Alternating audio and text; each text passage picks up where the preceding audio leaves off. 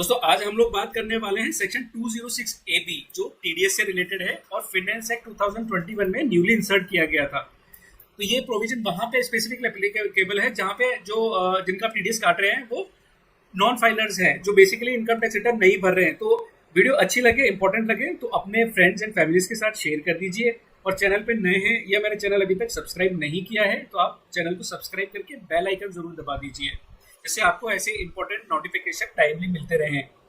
दोस्तों मैं हूं आपका दोस्त जय पंचोली और आप हैं मेरे चैनल मनी इकोनॉमी पे। तो आगे जान लेते हैं कि क्या इस सेक्शन के प्रोविजंस हैं।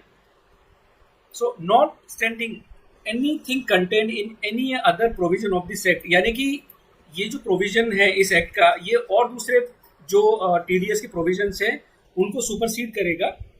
Where tax is required to be deducted at source under the provision of this chapter other than section 192, 192A, 194B। तो ये सारे सेक्शंस हैं एक्सेप्ट ये सेक्शन को छोड़ के बाकी और जो सेक्शन है टीडीएस के उनको सुपरसीड करेगा, यानी कि ये सेक्शन अप्लाई हो जाएगा और इसका टैक्स रेट जो है वो अप्लीकेबल होगा ऑन एनी सम और इनकम और अमाउंट पेड। जो भी इनकम या अमाउंट होगी जो आपको पे करनी है या पेबल है या क्रेडिट कर दी गई है, एडवांस पेमेंट कर दिया गया है, उसके ऊपर किसके द्वारा by person hereinafter referred to as deductive.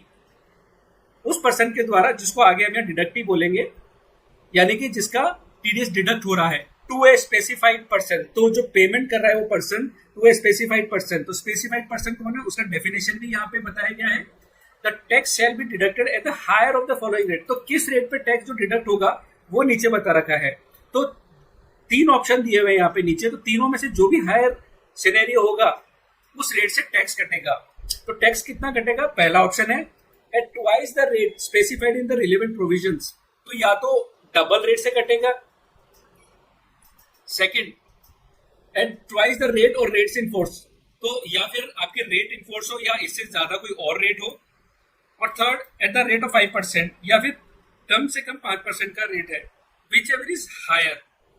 ये जो लिखा है विच एवर इज हायर। तो क्विकली एक अंडरस्टैंडिंग समझ लेते हैं कि सेक्शन से 194J जो आपका टीडीएस ऑन प्रोफेशनल्स है, तो वहां पे आपका जो टैक्स करता है वो करता है 10% के रेट से।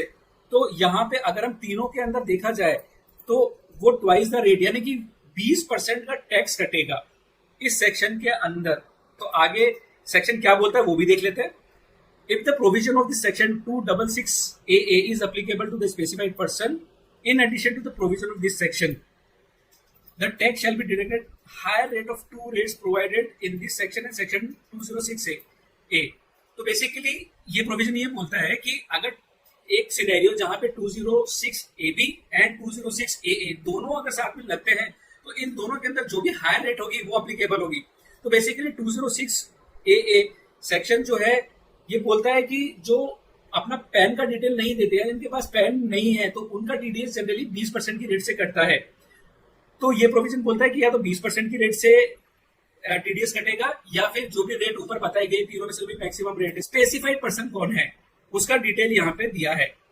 इस सेक्शन के पर्पज से specified person means a person who has not filed the return of the income for both of the two assessment year, यानी कि इसने 2 साल से अपनी आईटीआर नहीं भरी है, 2 असेसमेंट ईयर से अपनी आईटीआर नहीं भरी है relevant to the 2 previous years immediately prior to the previous year in which tax is required to be deducted। यानी कि जिस साल आपका टैक्स कटना है उससे प्रीवियस 2 सालों में अगर किसी पर्सन ने यहाँ पे आईटीआर नहीं भरी है तो वो स्पेसिफाइड पर्सन कहलाएगा यहाँ पे। तो फॉर एग्जांपल हम लोग 2021-22 के प्रीवियस ईयर में, तो इससे जो पहले के जो प्रीवियस ईयर्स है वो है 2020-21 एंड 2019-20।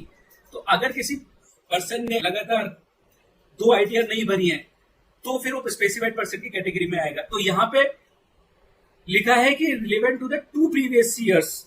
अगर सपोज करिए उनमें से एक भी साल की अगर वो आईटीआर भर देता है तो फिर वो सेक्शन इस पे एप्लीकेबल नहीं होगा।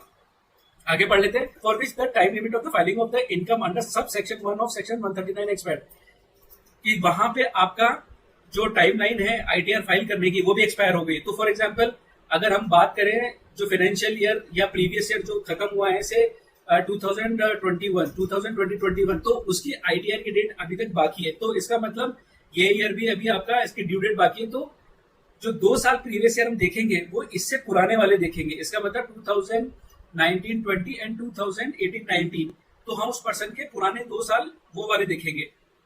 आगे चलते हैं।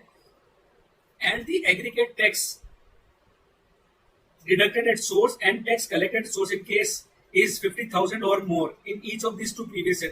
तो नेट ये जो आपका सेक्शन है वो स्पेसिफिकली ये बोलता है कि स्पेसिफाइड पर्सन की जो डेफिनेशन है उसके डेफिनेशन में वो पर्सन काउंट होगा जिसने इसके दोनों नॉर्म्स को फुलफिल किया हो। तो पहला नॉर्म है कि उसने लगातार 2 साल 2 प्रीवियस ईयर्स की आईटीआर नहीं भरी हो, और उस बंदे का साथ साथ जो टैक्स है, जो टोटल टैक्स है वो 50,000 रुपए या उससे ऊपर का बैठता हो। तो सपोज करिए उसने 2 साल की आईटीआर नहीं भरी है, लेकिन उसका जो टैक्स है टीडीएस और टीसीएस सब मिला के वो 50,000 रुपए से कम का, तो भी ये सेक्शन उस पर अप्लीकेबल नहीं होगा।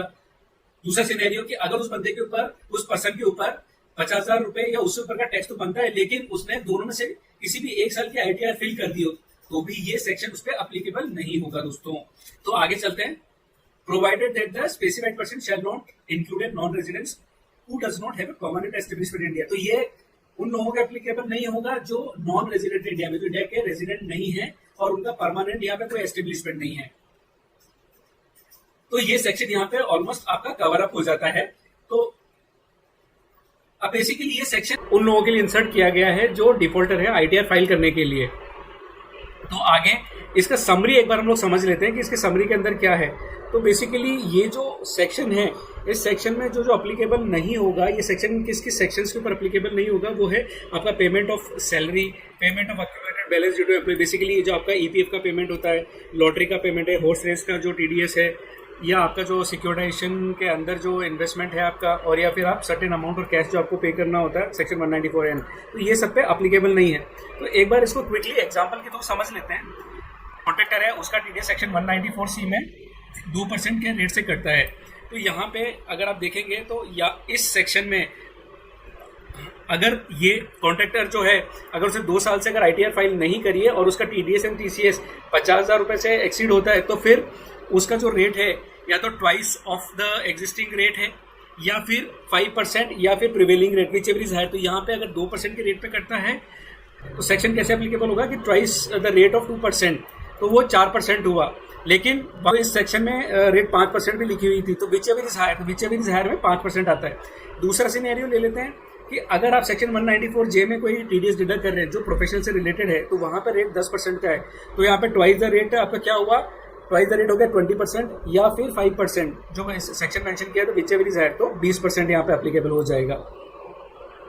तो इसके अंदर कुछ और भी जो क्वेरीज हैं हम लोग कवर कर सकते हैं। यहाँ पे मैंने कंपाइल करी है जो सेक्शन से निकल के आती है इन टर्म्स ऑफ क्लैरिफिकेशन, तो वो भी जान लेते हैं। तो what if a specified person on whom higher rate is to be deducted does not have a PAN, अगर उसके पास पैन कार्ड ही नहीं है तो फिर कैसे एप्लीकेबल करेंगे। तो ऊपर ही इस सेक्शन के अंदर एक प्रोविजन साथ में ये भी दिया हुआ था कि अगर 206AA और 206AB अगर दोनों एक साथ किसी पर्सन पे अप्लीकेबल होते हैं तो वहाँ पे किस रेट से लगेगा, तो वहाँ पे भी हायर ऑफ द 2 सेक्शन लगेगा। तो जो 206AA है वहाँ पे जो रेट है वो 20% की रेट है, और जो 206AB के अंदर जो रेट है या तो जो भी एग्जिस्टिंग रेट है वो या 5% विच एवर इज हायर, तो 5% और 20% में आपका 20% हायर है, तो 20% की रेट से एप्लीकेबल होगा। सेकंड क्लैरिफिकेशन या सेकंड क्वेरी देख लेते हैं, whether similar provisions are available in case of TCS. Finance act 2021 में जो सेक्शन इंसर्ट किया गया था वो है 206CCA, तो वहां पे भी सिमिलर प्रोविजन है टीसीएस के रिगार्ड में। Then ITR for which financial year should be filed to determine whether higher TD is to be deducted or not। तो कैसे जाने कि किस ईयर की उसकी ITR फाइल नहीं हुई है, तो for financial year 21-22 ITR of financial year 19-20 and 18-19 to be check. उसकी दोनों साल की जो ITR है वो देखनी पड़ेगी। अगर अभी इस फाइनेंशियल ईयर के अंदर कोई पेमेंट हुआ है और उसका टीडीएस काटना है, तो हमको जो फाइनेंशियल ईयर देखना है कि उसने ITR भरी नहीं हो रही है, जो प्रीवियस 2 देखना है वो 19-20 एंड 18 एंड 19 देखनी है, क्योंकि जो फाइनेंशियल ईयर 2021 है उसकी ITR की डेट अभी बाकी है फाइल करने के लिए। If a person has not filed ITR for preceding to financial year, whether it is certain that TDS at higher rate will be deducted, कि अगर किसी ने 2 साल की ITR नहीं भरी है तो क्या फिर ये श्योर है कि उसकी जो TDS है वो हायर रेट पे कटेगा। तो दोनों सेक्शन, तो सेक्शन 206AB एंड 206CCA दोनों ही सेक्शन ये कंडीशंस प्रिस्क्राइब करते हैं कि ऐसे पर्सन्स की लास्ट 2 साल की ITR फाइल नहीं हुई हो और साथ साथ उसका जो टैक्स है वो 50,000 रुपये या उससे ज्यादा का हो, तभी ये आपका सेक्शन अप्लीकेबल होंगे। अगर इस सिनेरियो में सपोज करिए उसने दोनों साल में से एक ही भी ITR फाइल कर दी है या से उसका टैक्स 50,000 से कम है, एकदम उस सिनेरियो में उसका ये प्रोविजन अप्लीकेबल नहीं होंगे। तो आशा करता हूं दोस्तों ये सेक्शंस आपको समझ में आए होंगे, और अगर आपको अभी भी कोई क्वेरी है, कोई क्लैरिफिकेशन रेज आता है तो आप मुझे कमेंट कर सकते हैं। तो मिलते हैं ऐसे ही किसी इंफॉर्मेटिव वीडियो के साथ में, तब तक के लिए हैप्पी रहिए, हेल्दी रहिए।